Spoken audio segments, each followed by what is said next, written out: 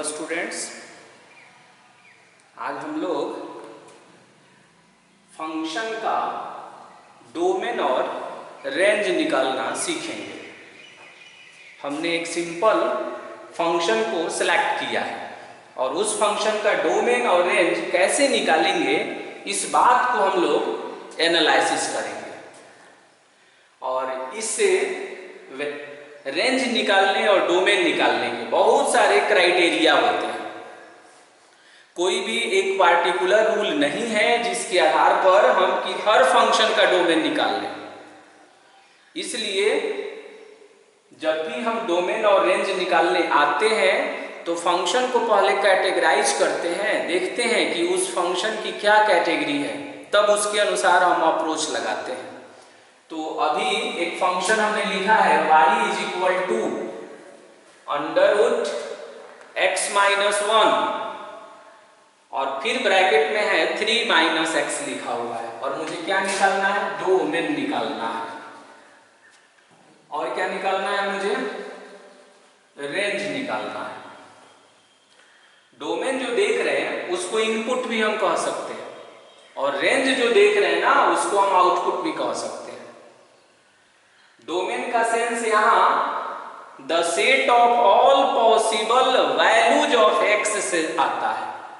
यानी अगर हम ये जानना चाहें शॉर्ट में कि व्हाट इज द डोमेन, तो the set of all possible values of x, meaning ये हुआ कि x के संभावित मानों के समुच्चय को डोमेन कहा जाता है और x के पॉसिबल वैल्यूज के लिए जो कॉरेस्पॉन्डिंग y का वैल्यू ऑब्टेन होता है उसे रेंज कहते हैं।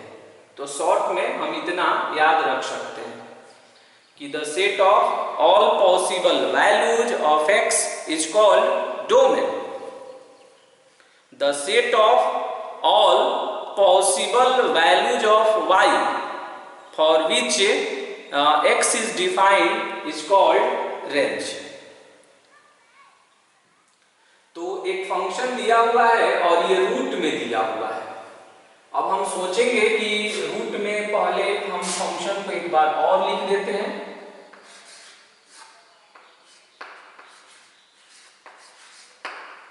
Given y is equal to under root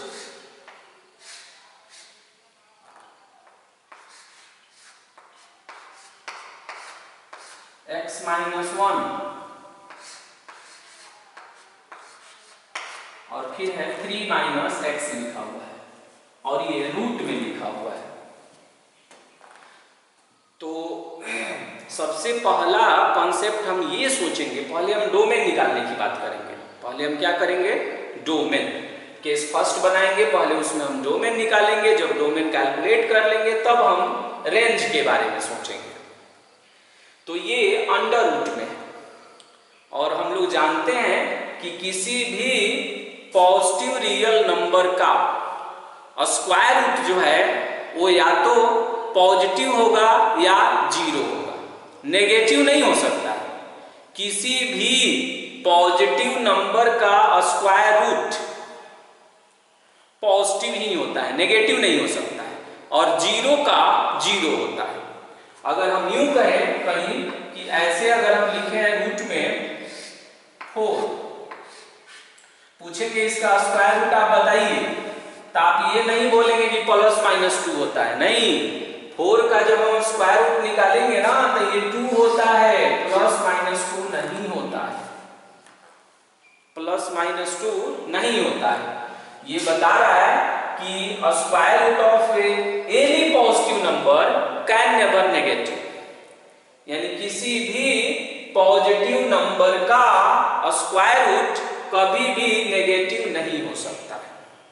दूसरी बात, हम नेगेटिव नंबर की बात अभी इसमें नहीं कर रहे। फिर हुआ जीरो, तो जीरो का स्क्वायर रूट हम जीरो ही लिखते हैं। ये दो बातें हमको ये फोर्स कर रही है मानने के लिए कि कि रूट के जो अंदर में लिखा हुआ है, रूट के अंडर रूट में जो लिखा हुआ है उसको वो तभी डिफाइन होगा जब वो या तो पॉजिटिव होगा या जीरो होगा। कहिएगा नेगेटिव होगा तब, जैसे मानिए रूट में अगर -4 हो जाए तब इसका भी तो स्क्वायर रूट निकलता है ना, तो निकलता है बट रियल नहीं निकलता है। और हम लोग यहाँ रियल सेंस में बात करते हैं कि जब ये अंडर रूट है तो अंडर रूट में जो लिखा हुआ है वो हमेशा पॉजिटिव होना चाहिए या जीरो होना चाहिए। ऐसा क्यों? क्योंकि पॉजिटिव नंबर का स्क्वायर रूट हम निकाल लेते हैं और जीरो का स्क्वायर रूट जीरो ही होता है। नेगेटिव नंबर का स्क्वायर रूट रियल नंबर नहीं होता है, तो इसका स्टडी हम लोग नहीं कर रहे हैं। ओके, इसका मतलब ये हुआ कि कहीं पर भी अगर रूट में कुछ लिखा हुआ है तो ये आप श्योर हो जाइए कि उसको हमेशा पॉजिटिव ही होना चाहिए। क्या होना चाहिए? पॉजिटिव होना चाहिए, तभी उसका स्क्वायर रूट निकलेगा या जीरो होना चाहिए। इसका मतलब ये हुआ कि here y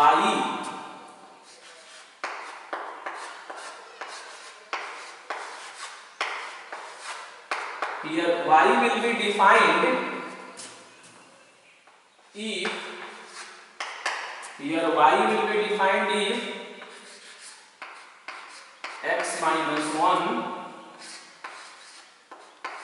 3 minus x greater than equal to 0। अब कहिएगा ग्रेटर देन इक्वल टू 0 कहां से लिख दिए? तो अभी हम बोले ना कि अंडर रूट में जो भी क्वांटिटी होगा उसे हमेशा पॉजिटिव होना चाहिए या जीरो होना चाहिए। तो पॉजिटिव होना चाहिए या जीरो होना चाहिए, इस बात को लिखा जाता है ग्रेटर देन और इक्वल टू 0।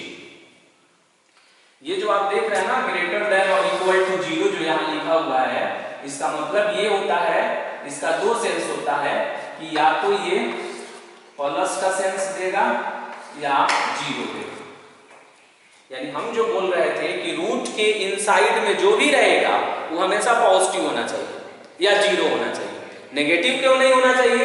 तो नेगेटिव नंबर का रियल रूट एग्जिस्ट नहीं करता है, -4 का रियल रूट एग्जिस्ट नहीं करता है। ओके, तो हम लोगों ने ये समझ लिया कि ये कैसे लिखा हुआ है। अब यहां से जब हम सॉल्व करने आते हैं x minus 1 into में 3 minus x greater than equal to 0, तो बहुत सारे बच्चों के दिमाग में ऐसे चलता है कि क्यों नहीं तब हम ऐसे कर दें x minus 1 greater than equal to 0 and 3 minus x greater than equal to 0। तो अगर ऐसा आप सोचते हैं तो बिल्कुल ही गलत सोचते हैं आप। ऐसा इनइक्वालिटी को सॉल्व करने का ये कोई तरीका नहीं होता है। हाँ, अगर यही सिर्फ इक्वल टू रहता तब हम ये दोनों को बारी बारी से 0 के इक्वल करते, लेकिन जब ये इनइक्वालिटी का साइन रहेगा, साइन ऑफ इनइक्वेशन होगा, तो उस कंडीशन में हम इस तरीके से उसको सॉल्व नहीं कर सकते हैं। तो इस तरीके से जब हम इसको सॉल्व नहीं कर सकते हैं तो फिर इसे कैसे सॉल्व करेंगे ये देखना है मुझे कि तब ये कैसे सॉल्व होगा।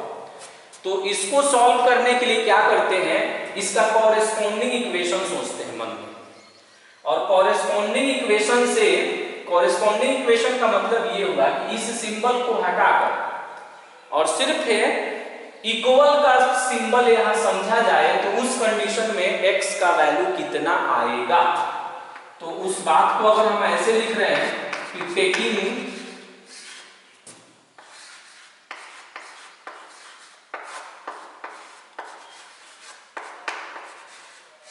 taking corresponding equation,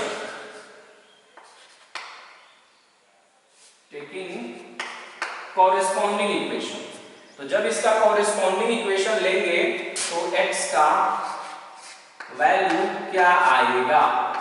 एक आएगा 1 और एक आएगा 3। अगर ये इक्वेशन होता तब आपका यही आंसर हो जाता। अगर ये ग्रेटर देन का सिंबल यहाँ से हटाकर सिर्फ इक्वल टू लिख दें तो आपका यही आंसर होता है। तो कॉरेस्पॉन्डिंग इक्वेशन जब कहेंगे ना तो आप यहाँ इक्वल टू रख कर और इमेजिनेशन करेंगे कि अगर यहाँ इक्वल टू होता, सिर्फ इक्वल टू, तब x का वैल्यू क्या आता? तो x का वैल्यू एक आएगा 1, यानी इसको पहले 0 करेंगे तो x का वैल्यू 1, फिर इसको 0 के इक्वल करेंगे तो x का वैल्यू 3। अब उसके बाद क्या करना रहता है, मुझे साइन स्कीम बनाना है। तो अब हम देखिए साइन स्कीम यूज करना कितना आसान है। यूजिंग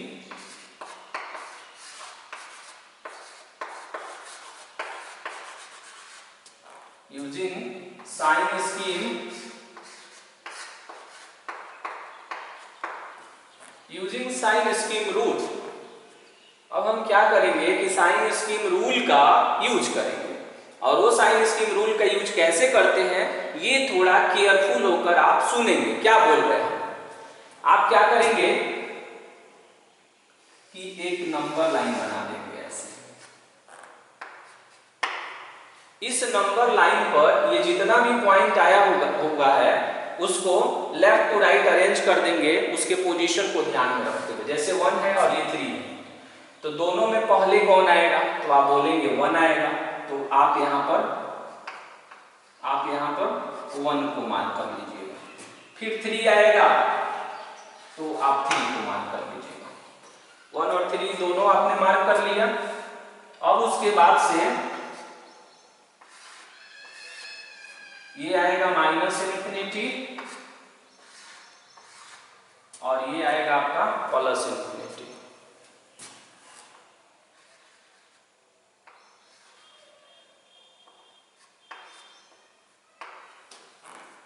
ये 1 और 3। अब कहिएगा 0 कहाँ है, तो 0 से मेरा कोई लेना देना नहीं है। हम जो क्रिटिकल पॉइंट्स यहाँ से निकालेंगे ना सिर्फ उसी को प्लॉट करेंगे। हाँ, अब पूछेंगे 0 कहाँ है, तो है यहाँ पर होगा कहीं, इधर 0 होगा। 2 कहाँ है, इसी में कहीं 2 छिपा हुआ है, लेकिन उसको हम हाईलाइट नहीं करेंगे। हाईलाइट उसको करेंगे जो यहाँ से 0 के इक्वल करके हमने निकाला है, जो क्रिटिकल पॉइंट्स। अब देखिए, अब अगर यहाँ इक्वल टू रहेगा तो इसको ऐसे क्लोज कर देंगे, ऐसे क्लोज करेंगे। क्लोज करने का मतलब ये हुआ कि 1 भी शामिल है, 3 भी शामिल है।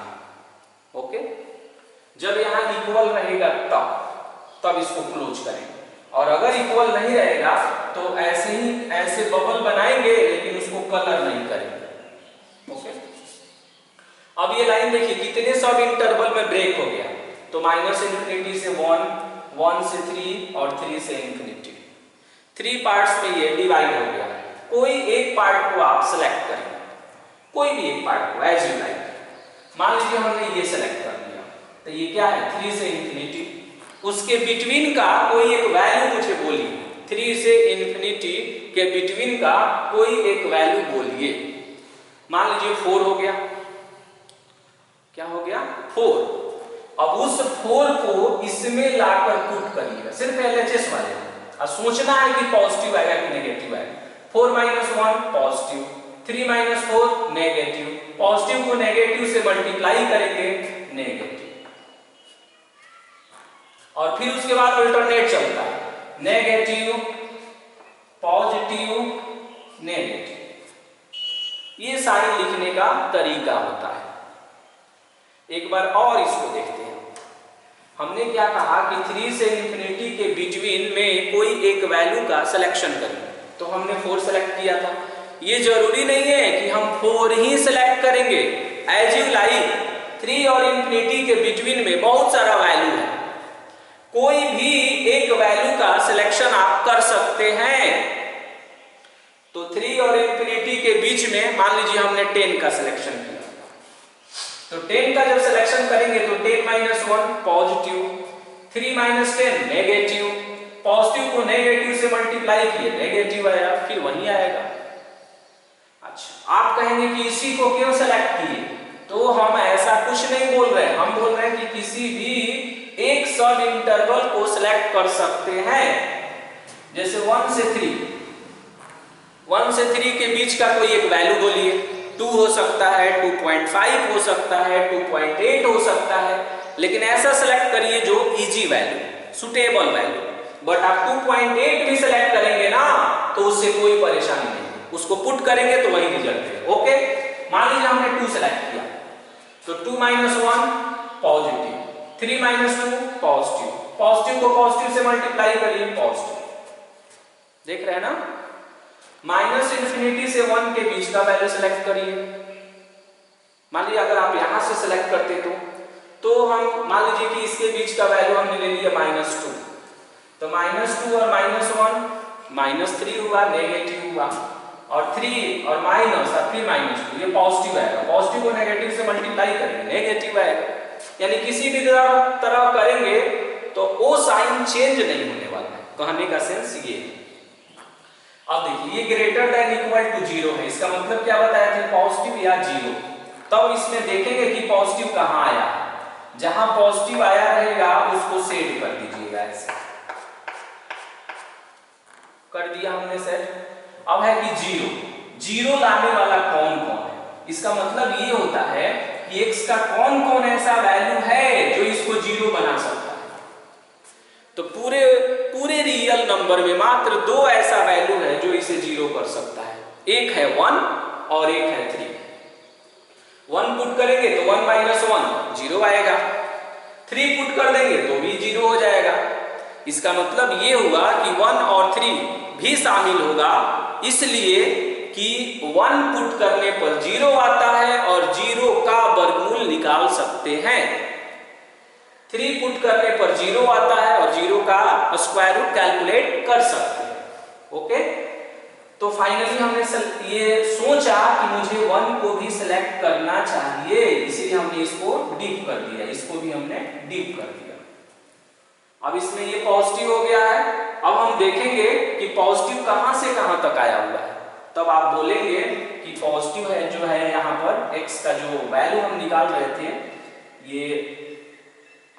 अब हम इसका डोमेन ऑफ f अगर लिखते हैं तो लिखेंगे कि क्लोज इंटरवल में 1 से 3।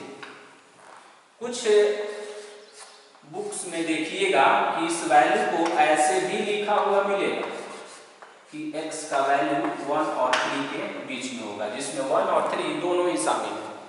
ये जो बड़ा ब्रैकेट की तरह बना रहे ये क्लोज्ड इंटरवल है और ये भी क्लोज्ड इंटरवल है। क्लोज्ड इंटरवल ये बताएगा कि 1 और 3 के बिटवीन में, जिसमें 1 भी शामिल है और 3 भी शामिल है, यानी 1 और 3 बोथ आर इंक्लूडेड, और यही इसका डोमेन हो गया। और ये हम आंसर लिख देते हैं इसका। अब आप सोचेंगे कि डोमेन निकाला क्यों जाता है, इससे मुझे क्या फायदे होते हैं, फंक्शन में इसका क्यों महत्व है। तो इसका महत्व इसलिए ज्यादा जरूरी है ना कि जब आप यहाँ x का वैल्यू रखते हैं ना, ग्राफ बनाते थे पहले तो x का वैल्यू रखते थे तो y निकल जाता था। तो पहले क्या होता था ना इक्वेशन में 10th क्लास में कि x का कोई भी वैल्यू रख सकते थे, लेकिन यहाँ ऐसा नहीं है, x का कोई भी वैल्यू रखेंगे तो y का वैल्यू ऑब्टेन नहीं हो सकता है। ऐसा हो सकता है कि x का वैल्यू 2 रख दें और y का वैल्यू डज नॉट एग्जिस्ट हो जाए। तो डोमेन का मतलब ये होता है कि मुझे खोजना है कि x के जगह पर क्या क्या रखा जा सकता है, x के जगह पर क्या क्या रखा जा सकता है, ये खोजना डोमेन कहलाता है। तो हमने डोमेन खोजा 1 से 3 और क्लोज इंटरवल में, जिसमें 1 भी शामिल है और 3 भी शामिल है। ये चैलेंज करता है डोमेन कि 1 से 3 के बीच का कोई भी वैल्यू इसमें रखेंगे तब y का मान प्राप्त होगा। 1 भी रख सकते हैं, 3 भी रख सकते हैं, उसके अलावा कुछ भी रख दीजिएगा तो y का मान प्राप्त नहीं होगा। ये श्योर एंड सर्टेन है। ये इतना इंपॉर्टेंट एनालिसिस है कि एक को सीख कर आप बहुत सारी बातों को एनालिसिस कर सकते हैं। क्या बोला मैंने कि 1 और 3 के बिटवीन में कोई भी वैल्यू इसमें रखेंगे तो y का मान प्राप्त होगा। 1 भी रख सकते हैं, 3 भी रख सकते हैं, उसके अलावा कुछ भी रखेंगे ना तो y का मान प्राप्त नहीं होगा। होगा? कहिएगा कैसे नहीं प्राप्त होगा? हम कुछ रख कर देखते हैं। हमने कहा है कि 1 से 3 बस उतनी ही उसका वर्ल्ड है। 1 और 3 के बीच का कोई वैल्यू उसमें रख सकते हैं, अदर परमिशन नहीं है।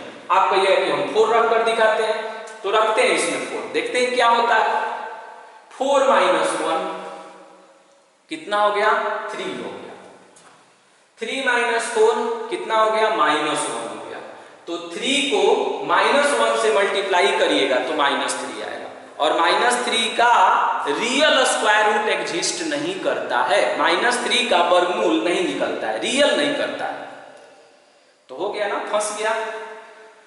तो इसी बात को जज करने के लिए हम यहाँ फिल्टर करते हैं। फिल्टर करने के बाद हम ये पता करते हैं कि कौन कौन ऐसा वैल्यू है जो इसमें रख सकते हैं। x का कौन कौन ऐसा पॉसिबल वैल्यूज है जो उसमें रख सकते हैं। वही हम अच्छे वैल्यूओं का संग्रह बनाते हैं, और उसी संग्रह को हम डोमेन कहते हैं। और ये संग्रह है 1 से 3।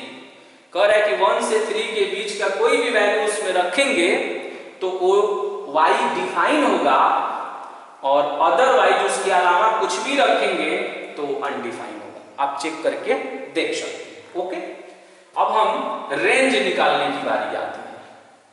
क्या निकालना है? अब मेरा मिशन है टू फाइंड रेंज।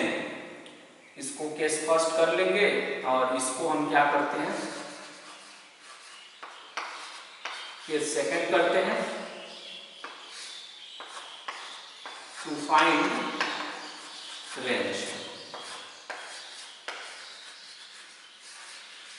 ये बहुत ही आसान होता है, बस आपको कॉन्सेप्ट सीखना है। कॉन्सेप्ट सीखेंगे तो आसान है, नहीं तो ये बहुत ही आपको हार्ड लगेगा निकालना। ओके, तो जब हम रेंज निकालेंगे तो रेंज का मतलब होता है y का वैल्यू क्या हो सकता है। ये पूछता है कि x का वैल्यू जब हम 1 से 3 के बिटवीन में रखेंगे, जिसमें 1 भी रख सकते हैं, 3 भी रख सकते हैं, तो y का मान क्या आ सकता है, कहां से कहां तक आ सकता है। इसी चीज को जानना रेंज कहलाता है। तो इसके लिए हम क्या करते हैं कि इस बात को अगर हमको जानना है तो डोमेन अगर रियल नंबर या रियल नंबर का कोई सबसेट हो, मतलब कोई एक टुकड़ा हो, तो क्या करिएगा कि हम जो बता रहे हैं उस टेक्निक से आप रेंज निकालने का प्रयास करेंगे। इसको हमने क्या मान लिया है? y मान लिया है। तो y का वैल्यू दिया हुआ था, अब उसमें से क्या करना है ना कि x का वैल्यू निकालना है। यानी जो गिवन है मैटर, अगर हम लिखते हैं इसको कि y स्क्वायर, अगर उसको स्क्वायरिंग करेंगे तो कितना होगा? y square. अच्छा, उसको मल्टीप्लाई कर देते हैं तो 3x माइनस में x स्क्वायर माइनस में 3 और प्लस में x। हम ये कहना चाह रहे हैं ना कि y का वैल्यू पहले x के टर्म्स में था। अब हम क्या करेंगे कि find the value of y। पहले था कि y का वैल्यू x के टर्म्स में था, अब यहां मेरा टारगेट है कि find the value of x in terms of y। यानी x एक साइड में करना है और y को एक साइड में करना है, ऐसा करना रहता है। तो इसमें कहा जाता है कि find the value of x in terms of y। Okay, तो अब हम इसको सिंप्लीफाई करते हैं। x स्क्वायर को इधर लाते हैं तो प्लस हो जाएगा 3x, और ये x 4x इधर आएगा तो माइनस में 4x हो जाएगा, प्लस 3 इधर आएगा तो माइनस 3 इधर आएगा प्लस 3, और पहले से यहाँ y स्क्वायर है, इसको हमने ऐसा लिख दिया। आप सोचिए ऐसा हो जाएगा क्या? अब y स्क्वायर को हम कुछ देर के लिए ना फ्रीज करते हैं, मतलब ऐसा समझेंगे कि y एक नंबर की तरह बिहेव कर रहा है। तो ऐसा लग रहा है क्या कि क्वाड्रेटिक इक्वेशन हो गया। तो क्वाड्रेटिक इक्वेशन हो गया तो इसका रूट निकालिए, मीन्स अल्फा बीटा निकालिए। तो रूट आप कैसे निकालते हैं? y को फ्रीज कर लीजिए, ऐसा आप सोचना है। y दिख रहा है ना, उसको एक नंबर की तरह समझना है। देन a कितना होगा? आप बोलेंगे 1। b कितना होगा? आप बोलेंगे -4। तब c कितना होगा? तो लास्ट में जो बच जाता है उसी को तो आप c कहते हैं ना, तो 3 + Y square. Then calculate D, और डी का फॉर्मूला होता है बी स्क्वायर माइनस 4ac। अब बी का वैल्यू कितना हो जाएगा, -4 का स्क्वायर, ये हो जाएगा 4, ए का वैल्यू हो जाएगा 1 और सी का वैल्यू हो जाएगा 3 प्लस वाई स्क्वायर। अब इसको सिंप्लीफाई करेंगे तो 16 माइनस 4 3 जा 12 और माइनस में हो जाएगा 4 वाई स्क्वायर। तो ये हो जाएगा 4 minus 4 Y square. Take the common of 4, then it will be 1 minus Y square. तब ना आप x की वैल्यू कैलकुलेट करेंगे। तो आपको याद दिला दें ये फॉर्मूला, प्लस माइनस रूट में d और बाई में 2। इसी को ना श्रीधराचार्य मेथड भी करके आप लोग बोलते थे। ओके, हमने रूट यहाँ लिख दिया, अब हम वैल्यू प्रूव कर देते हैं। तो b ऑलरेडी माइनस में है और एक माइनस ये है, ये पॉजिटिव दे देगा, प्लस माइनस रूट कितना है 4 है और 1 माइनस वाई स्क्वायर और अपॉन है 2 और a का वैल्यू देखिए कितना है 1। ओके, फाइनल स्टेप में अब देखिए 4 है ना, तो ये स्क्वायर रूट निकलेगा तो कितना हो जाएगा 2 हो जाएगा। तो हम इसको ऐसे भी लिख सकते हैं, इसको हम लिख सकते हैं कि 4 प्लस माइनस 2 और under root 1 minus Y square और अपॉन में कितना हो गया 2 हो गया। ओके, अब यहाँ से हम करेंगे तो 2 का कॉमन बनाकर कैंसिल कर दीजिए, तो ये आएगा 2 plus minus under root 1 minus Y square. और इधर क्या चल रहा था, इधर चल रहा था x, क्योंकि आप जो क्वाड्रेटिक इक्वेशन बनाए थे वो x में था। तो हमने x का वैल्यू निकाल लिया finally in terms of y। अब देखते हैं कि x कब डिफाइन होगा।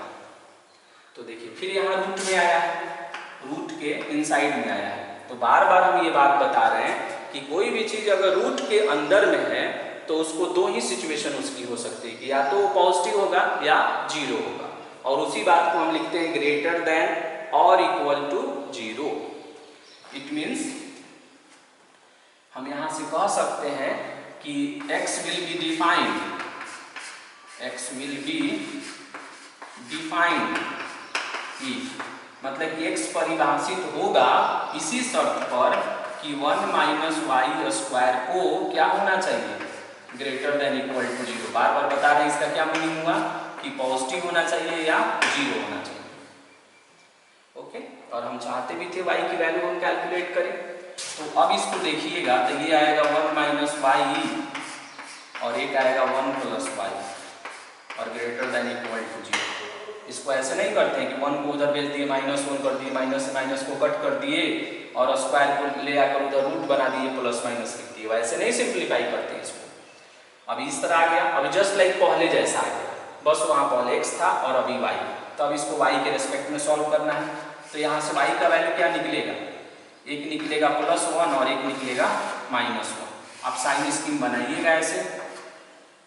तो पहले किसको आप लिखेंगे, पहले लिखेंगे आप -1 को, फिर किसको लिखेंगे +1 को लिखेंगे, फिर इधर क्या लिखेंगे -∞, इधर क्या लिखेंगे +∞। 1 से बड़ा कोई वैल्यू इधर चुनिए, ये जो है पार्ट उसको क्या बोलेंगे 1 से ∞। तो 1 से ∞ के बीच का कोई एक वैल्यू चुनिए अपने से। मान लीजिए हमने 2 चुना है। अब इसमें पुट करना रहता था, देखना रहता था कि पॉजिटिव आएगा या नेगेटिव आएगा। तो 2 पुट किए हम, तो 1 माइनस 2 कितना होगा -1, 1 प्लस 2 कितना होगा 3, 3 को -1 से करेंगे तो क्या आएगा नेगेटिव आएगा। तो आप यहाँ नेगेटिव लिख दीजिएगा। अब फिर ये अल्टरनेट मूव करता है, नेगेटिव पॉजिटिव नेगेटिव। इसकी स्टार्टिंग आप कहीं से भी कर सकते हैं, किसी भी एक इंटरवल से इस काम को आप कर सकते हैं। ठीक है, तो मैंने इस तरह से लिख दिया। अब फिर इसमें देखेंगे कि क्या चुनना है। तो मुझे पॉजिटिव जो लावे उसको चुनना है या जो 0 ला दे उसको चुनना है। तो -1 और +1 दोनों को डिप कर देंगे और पॉजिटिव वाले पर टिक लगा देंगे। तब देखेंगे कि y की वैल्यू कितना हो जाएगा।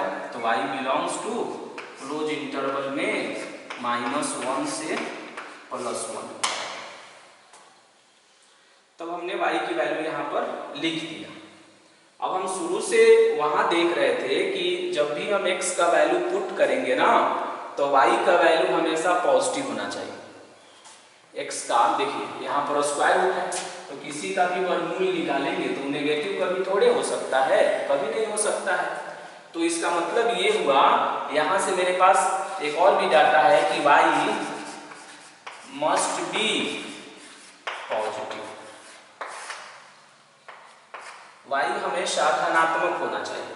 जब तक y पॉजिटिव नहीं होगा तब तक जो है हम समझेंगे कि उसका रेंज कंप्लीट नहीं हुआ।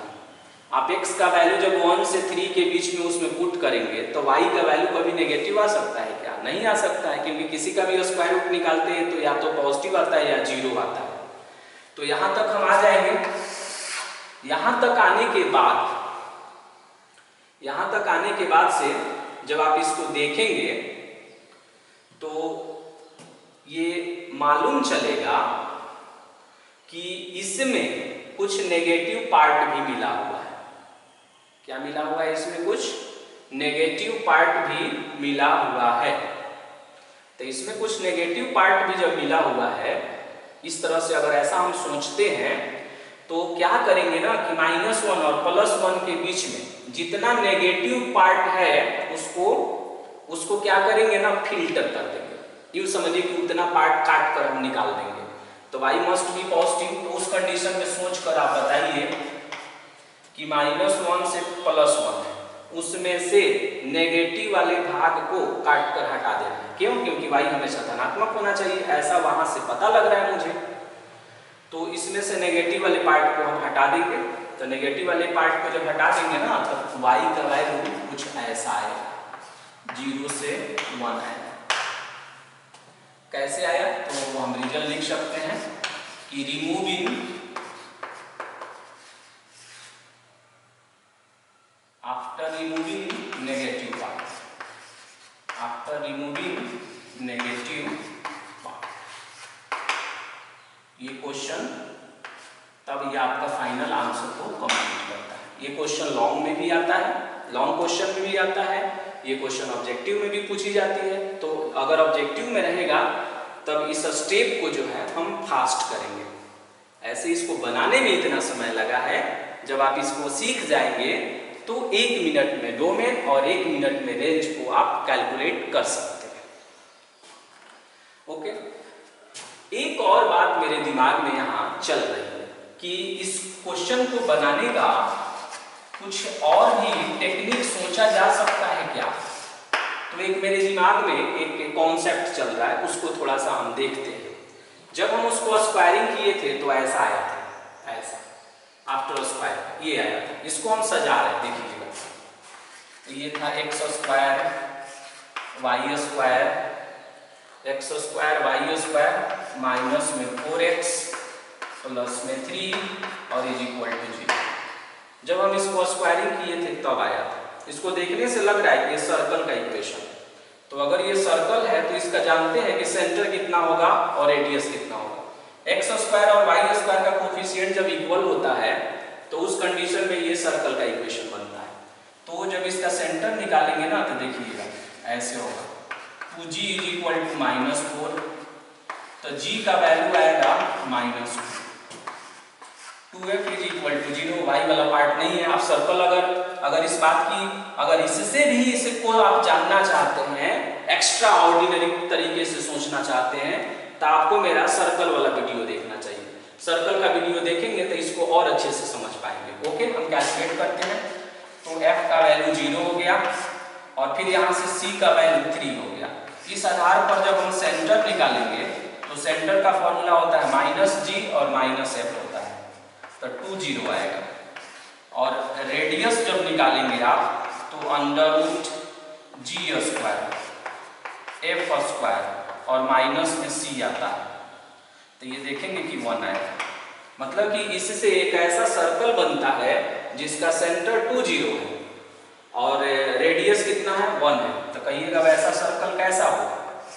तो देखिए इसको अगर हम 1 मान लें और इसको अगर हम 2 मान लें, 2 हो गया ये, तो 2 इसका 2 0 इसका सेंटर है, लेकिन इसका रेडियस कितना है 1 यूनिट है। तो ये जो सर्कल होगा, और यहाँ पर मान लीजिए कि यहाँ 0 है, ये 1 है और ये 2 है, तो ये सर्कल जो है ना, और इधर भी हम मान लेते हैं कि 1 है यहाँ पर, तो ये जब सर्कल हम बनाएंगे तो कुछ ऐसा बनेगा, ऐसा होगा, और ऐसा करके ये हम इसको कंप्लीट करेंगे। और यही इसका सेंटर है जिसका कोऑर्डिनेट कितना है 2 0 है, और इसका रेडियस यहाँ भी सब इसका 1 है, क्योंकि रेडियस तो किसी भी सर्कल में बराबर होता है। तो कहिए इससे क्या बताना चाहते हैं आप? तो हम ये बताना चाह रहे हैं ना कि इससे भी रेंज निकाला जा सकता है। कहिएगा कैसे? तो हमने सर्कल तो एक बना दिया ऐसे ही अप्रॉक्सी लगाकर, ऐसे हमने एक सर्कल ड्रा कर दिया। अब कहेंगे इसका रेडियस कितना है, तो 1 यूनिट है, सेंटर कितना है 2 0 है, इसीलिए इसका सेंटर एक्स एक्सिस पर है। अब देखिएगा वहां y पॉजिटिव है, y क्या है पॉजिटिव है, तो y पॉजिटिव है ना, तो आपका ग्राफ वाला पोर्शन इतना होगा, यानी इसमें से अर्धवृत्त होगा। कहिएगा क्यों? क्योंकि y का वैल्यू नेगेटिव है ही नहीं, तो y जब नेगेटिव है, नीचे में y नेगेटिव होता है, तो वो पोर्शन नहीं होगा, यानी ये जो देख रहे हैं हाफ मून जो देख रहे हैं आप, यही उसका ग्राफ होगा। अब इसमें देखा जाता है ना, रेंज के लिए क्या देखा जाता है कि रेंज के लिए इसको देखा, जैसे देखिए इसका डोमेन कितना है, तो 1 से 3, तो देखा जाता है कि एक्स एक्सिस पर ये कहां से कहां तक वॉकिंग कर सकता है, मैक्सिमम एक्स एक्सिस पर कहां तक जा सकता है। तो देखिए क्लियर पता लग रहा है कि 1 से 3 तक जा सकता है मैक्सिमम, इसीलिए इसका डोमेन 1 से 3 है। रेंज कहेंगे तो रेंज में देखना रहता है कि वाई एक्सिस पर कितना जंपिंग कर सकता है अधिकतम। तो ये ग्राफ ऐसे आया है और ऐसे उठकर फिर ऐसे चला गया, हाफ मून बना है। तो ये जो इसकी हाइट है, तो ये मैक्सिमम पॉइंट ये होगा। अब यहाँ से इसको मेजर करना है, मान लीजिए ये वाला, तो अभी आप लोग जानते हैं कि ये भी त्रिज्या है, तो ये कितना हो जाएगा 1 हो जाएगा, और न्यूनतम कहाँ पर है, तो 0 पर है, यानी 0 और 1 के बीच में इसका रेंज होगा। तो देखिए रेंज इसका 0-1 के बीच में होगा। ये भी बहुत अच्छा एनालिसिस है, इसके आधार पर भी हम बहुत सारी बातों को समझ सकते हैं। डोमेन के लिए जब हम ग्राफ देखते हैं तो देखते हैं ना कि एक्स एक्सिस पर कितना उसका मूविंग हो सकता है, एक्स एक्सिस पर कहां से कहां तक वो मूव किया है। और रेंज के लिए देखते हैं कि वाई एक्सिस पर उसकी जंपिंग कितनी है, अधिकतम कितनी है, न्यूनतम कितनी है। तो अधिकतम 1 है, न्यूनतम कितना है 0 है, तो 0 और 1 के बीच में होगा।